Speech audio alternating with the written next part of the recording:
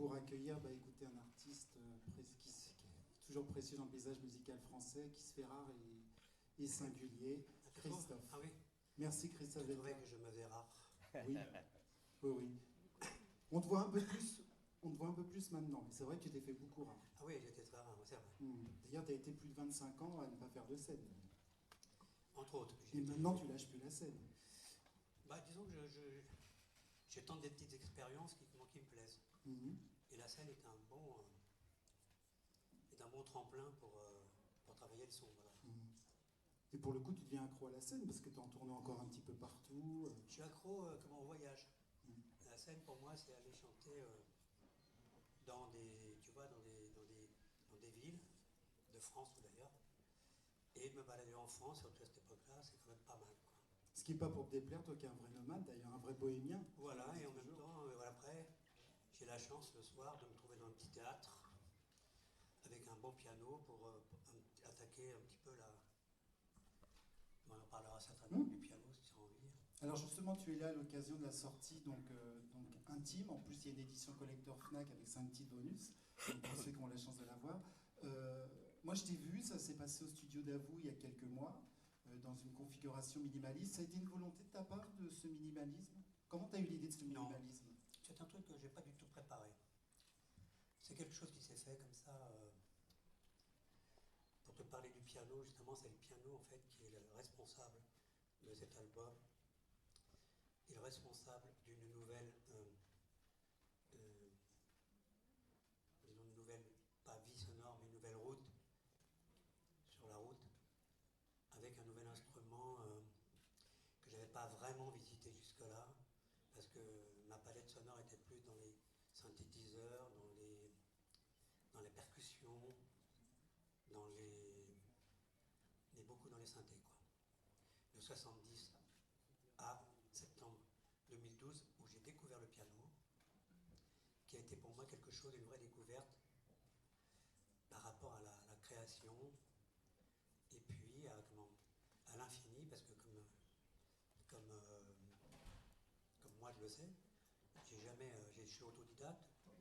Autodidacte, ça veut dire que à 15 ans, quand j'ai commencé à être passionné par le son, j'ai certainement pas eu envie d'apprendre la musique. J'apprends pas, quoi. J'apprends au fil des jours, des nuits, au fil de ma passion qui me tourne vers l'observation d'abord d'un instrument, parce que même si je ne suis pas instrumentiste, j'aime les instruments de haut niveau. Et donc chez moi j'ai toujours eu un piano, il y avait toujours un... Là dernièrement, enfin depuis 4-5 ans, j'ai eu la chance de pouvoir acheter un Steinway de 1911 et il était un peu chez moi comme ça, Bon, il y allait de temps en temps, mais je ne savais pas ce que c'était qu'un clavier. Et en septembre 2012, j'ai rencontré une instrumentiste de haut niveau polonaise, Justyna Chmielowiec, qui m'a, un matin, c'est pas elle qui m'a d'ailleurs, c'est moi qui suis allé vers elle et qui lui ai dit, parce que j'entendais jouer Chopin ou Liszt, ou je sais plus, voilà, et donc je lui ai dit, c'était la vraie rencontre, hein. C'est comme quelqu'un que tu rencontres, tu vois, qui est rare, qui donne l'envie d'écrire une autobio, ou de faire un album. Elle m'a donné envie de découvrir le clavier, le piano. Voilà, donc un clavier c'est immense. J'ai fait mes débuts donc en septembre 2012. Il a fallu que je travaille. Je ne vais pas tout expliquer parce que c'est pas toujours facile à comprendre et c'est assez intime, la relation avec un instrument. Mais depuis ce temps-là, je m'améliore. Bon, c'est un instrument qui me porte beaucoup pour la création, c'est un peu une thérapie aussi, c'est un équilibre. Donc ce piano, voilà, j'ai découvert en septembre 2012, en janvier 2013, la maison de disques avec laquelle j'ai signé m'a demandé par rapport au concert que j'ai pu faire en intime, ça s'appelait l'Intime Tour, donc j'ai commencé par faire un petit peu les concerts en France, et chaque soir on est dans les théâtres, j'ai trouvé sur ce piano, et il fallait que je m'en sorte, quoi, voilà, à tout prix. Ou que je m'en sorte pas d'ailleurs, parce que la faille faisait aussi partie de mon paysage sonore. Donc, les gens jouaient le jeu, euh, ils étaient les gens, l'œil qui m'observe, et moi qui en fait, devant eux, va faire sa répétition avec le son, parce qu'en même temps, j'ai aimé faire cette scène intime, parce qu'en même temps, je peux travailler sur l'approche du son pour le futur. Est-ce que le fait d'avoir des versions dépouillées de tous tes titres, où tu alternes à la fois la guitare et le piano, ça t'a permis de redécouvrir, de réinventer certaines chansons? Non, j'ai pas du tout cette analyse-là. Les chansons, c'est le piano qui en fait a eu besoin d'avoir des mélodies à jouer. Bon, je suis pas allé jouer du Lou Reed, ni du Ferret, ni voilà. Je me suis dit, voilà, tiens, ben, je vais m'amuser à... Mes chansons, je les ai jamais jouées, tu vois. Je me suis toujours fait accompagner quand je tournais en 66, dans la grande tournée que j'avais faite. Voilà, donc, et quand je suis retourné en 2001, j'étais avec un groupe, tu vois. Alors que là, il fallait que je travaille, pas que je travaille, que je ressorte des vieilles chansons. Toutes les chansons, parce que pour moi, toutes les chansons comme Aline sont des blues. J'appelle ça, ma collection de blues, en fait. Parce que je pense que une chanson comme Aline, dans cet album intime, c'est un blues de ce moment-là. C'est comme, si tu veux, pour comparer quelqu'un que j'aime bien, Johnny Hooker, quand il chantait Shake It Baby, Johnny Hooker, tous les soirs dans des concerts pendant toute sa vie, il a toujours fait des versions différentes, c'était des moments différents, ça on sait. Il ne fait pas la même version, il ne fait pas de playback. On ne fait pas de playback. Et pourtant, je trouve qu'Aline au piano, elle a une dimension particulière. Et ça, c'est normal. Elle a une dimension particulière, parce que d'abord, moi, je la cherche, et je ne la trouve pas toujours. Et je ne cherche pas d'ailleurs à la trouver. Je cherche que juste à la frôler. Donc, Aline, suivant les concerts, a parfois des résonances plus blues, parfois des résonances plus variétés, parfois des résonances, tu vois, plus surréalistes, limite, tu vois, électro, mais sans les synthés, tu vois. C'est jamais pareil, c'est pour ça que cette histoire me plaît. Voilà. Mais donc, pour en revenir au choix de ce fameux deux soirs, moi j'avais déjà dans ma tête à gérer un gros problème qui était qui m'intimidait quand même pas mal, qui était ce rendez-vous pour jouer tous les morceaux que j'ai choisis parce que je les ai jamais répétés avant. Voilà, j'ai enregistré en 2 jours 70 morceaux que je n'ai jamais vraiment répétés avant, quoi. Et voilà, c'est ce qu'il faut sentir dans cet album. C'est vrai qu'aujourd'hui, le temps a passé, que je me suis quand même un peu amélioré, que j'élargis plus mes bras sur le clavier, je vais plus vers le bas, ce qui me manquait un petit peu, voilà. Et je compte bien faire un intime numéro 2, quoi. Oui, parce que... Avec la classe au piano, quoi. Pour les quelques privilégiés qui ont eu la chance d'être au studio d'Avou, c'est vrai que tu as interprété énormément de chansons. Il y en a certaines d'entre elles qui sont là, mais il y en a plein qui malheureusement ne sont pas encore sur CD. Donc tu penses ressortir un deuxième disque? Non, qui sait, c'est que mon nom, ça m'a traversé là, comme ça. Pourquoi pas, pourquoi pas, parce que... Alors une édition collector avec des bonus. Bah voilà, après, déjà, occupons-nous déjà de celui-ci. Comment on opère le choix de chansons quand on a un tel répertoire comme le tien? Parce que là, il y a des classiques qui sont pratiquement incontournables, mais il y a aussi des chansons que tu as été chercher un petit peu dans les recoins secrets de tes albums, de certains de tes albums. C'est un petit peu le hasard qui fait les choses. Enfin, pour moi, en ce qui me concerne. Et puis l'équipe Capitole autour de moi, lesquels auront... c'est un peu eux qui m'ont poussé dans dans l'arène avec ce piano-là. Donc après, je leur ai dit, démerdez-vous, j'ai fait 70 chansons, comment choisissez vous-même, puisque vous êtes public. Moi, je n'ai pas mon public. Moi, j'ai joué comme j'ai pu d'un piano. J'ai chanté comme j'ai pu avec d'une voix. Et ils ont choisi ce qu'ils aimaient, parce que je pense qu'ils ont aussi le goût du public, il faut dire ce qu'il y a, quoi. Donc j'ai fait confiance, surtout que je ne voulais surtout pas m'entendre au piano. Donc je ne voulais pas m'écouter, quoi. Je n'ai jamais écouté cet album. Mais encore une petite année de travail, de concert, ça, et j'avais commencé à trouver ma personnalité pianistique. Tu n'aimes pas t'écouter de façon générale? Ah si, j'aime bien, en général j'écoute, oui. Mais pas là, quoi. Si en général j'écoute parce que d'abord j'ai l'impression que c'est pas moi. On n'a pas du tout l'impression que c'est... Voilà. C'est pas comme quand on joue au cinéma. Au cinéma, j'ai fait 2 films dernièrement, 2 courts-métrages. Je ne vais pas les voir, quoi. J'attends juste que les gens... j'attends le retour des gens, tu vois. Voilà, ça c'est bien, c'est sympa. Alors dans cet album, il y a 2 reprises. La première reprise, c'est une reprise de Brassens, La demande en mariage. Je crois que Brassens, c'était quelqu'un que tu écoutais jeune parce qu'il avait un vrai son que tu aimais. Oui, j'écoutais, c'était mon bluesman préféré, français. Après j'ai découvert les autres, les ricains. Mais c'est vrai que Brassens, c'était le son qui m'a donné une certaine vibration et qui m'a donné envie de toucher les guitares. Bon, aussi dans cet album, c'est juste un pur accident. C'est-à-dire que dans un concert, je ne sais plus où, avant d'enregistrer cet album, bien avant, en répétition comme ça, tu vois, vers 18h, quand tu es dans un théâtre, tu fais le testing, tu vois, et au lieu de chanter ce qui me passe par la tête, une de mes chansons, ou Presley, ou du blues, ou ce qu'on voudra,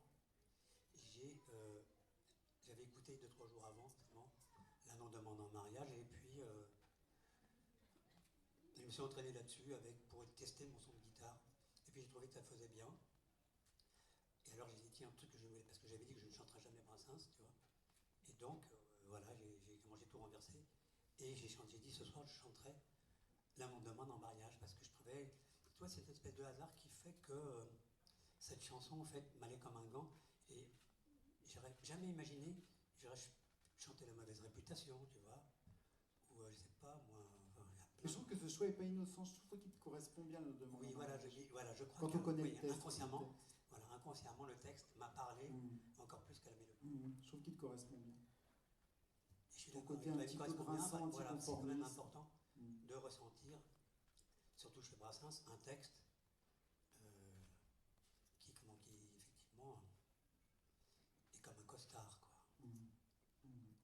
Et puis alors Alain, on n'en parle pas. Alors autre reprise Alain Bachung avec Alcaline. Alcaline, c'est toujours été ma chanson, une de mes chansons non, il y en a plein que j'aime, mais c'est vrai que j'ai toujours aimé l'ambiance de cet album. Je l'écoutais beaucoup à l'époque dans mon studio. Voilà, j'ai retrouvé Alain que j'avais quitté en 72. Enfin, on s'était quitté quand il faisait sa route. Moi, je faisais la mienne. Lui, il avait besoin de partir de chez Francis Dreyfus. Moi, je me sentais bien, j'y restais. Et puis, on s'est perdu de vue. On a en fait cohabité presque tous les jours de 70 à 72 avec Alain.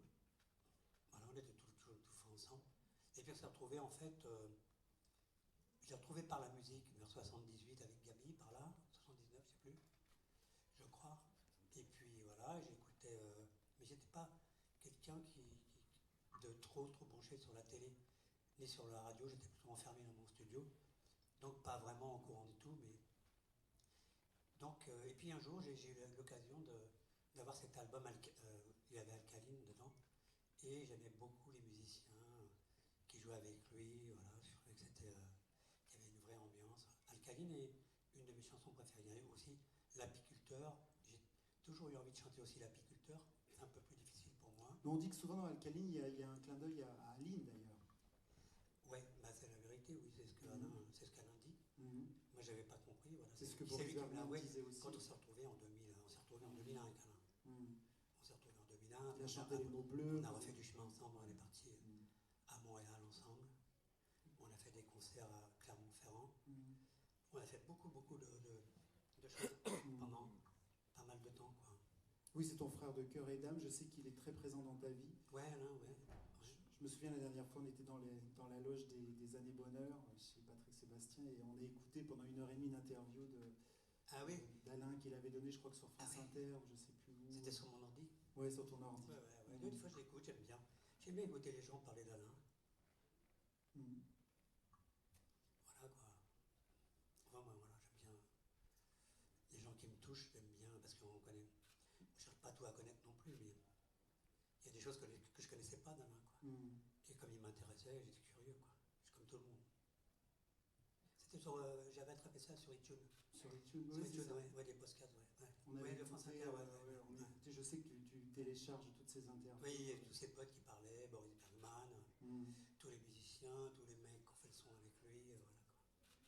Alors sur cet album, on a l'impression que tu arrives à travailler ta voix comme un instrument de jazz, un peu à la Chet Baker. Ah, moi je travaille pas ma voix, non, elle est naturelle, elle est, disons que c'est, non, je sais pas comment dire, le décodage du moment, quoi, hein, la voix elle est comme elle est, tu vois, aujourd'hui, j'aurais une voix, j'ai pas beaucoup dormi, et j'aurais une voix très particulière si je devais faire un concert. Donc tu vois, ça serait un autre son, une autre création, une autre interprétation, parce qu'en fait, voilà, la voix pour moi est un instrument particulier, mais un instrument quand même, quoi. J'aime pas du tout écouter ma voix comme je l'entends comme ça. Elle est trop naturelle. Il faut que j'aille chasser le naturel, quoi. En grand, quoi. Donc je rajoute des effets.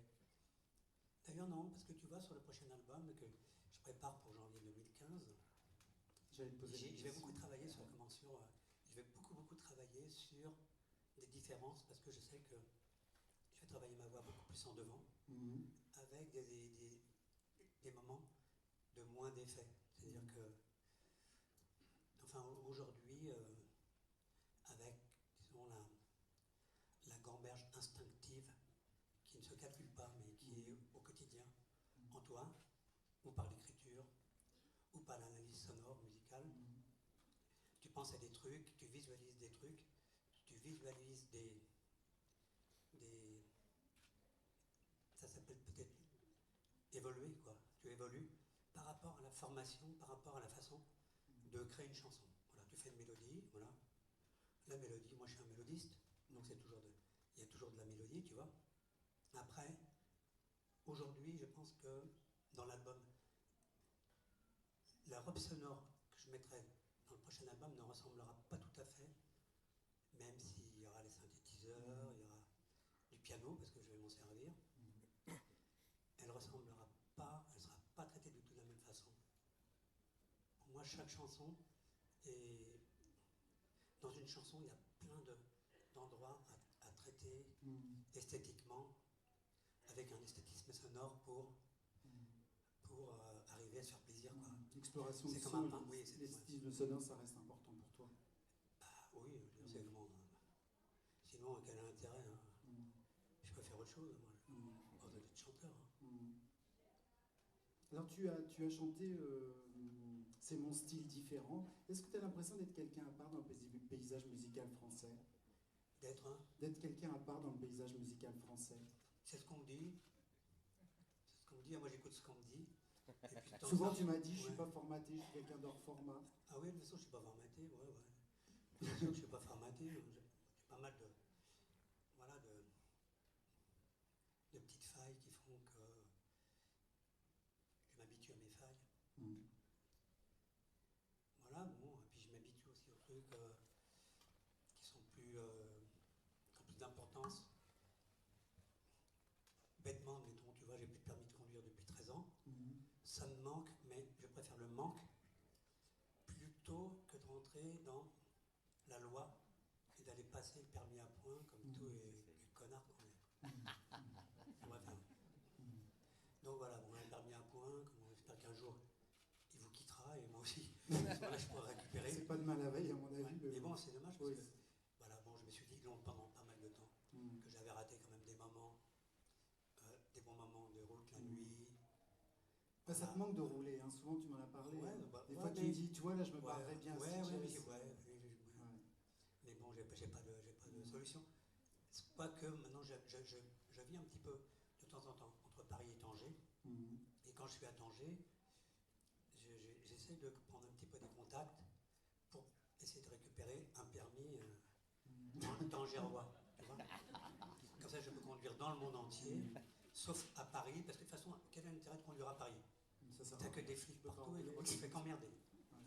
Aucun intérêt. Et puis tu te fais fliquer partout, quoi. Alors que quand tu es à Tanger, si tu veux, c'est bon arme là-bas. Tu vois des autres dirhams, et c'est bon, quoi. Non, mais ils sont beaucoup plus cool là-bas.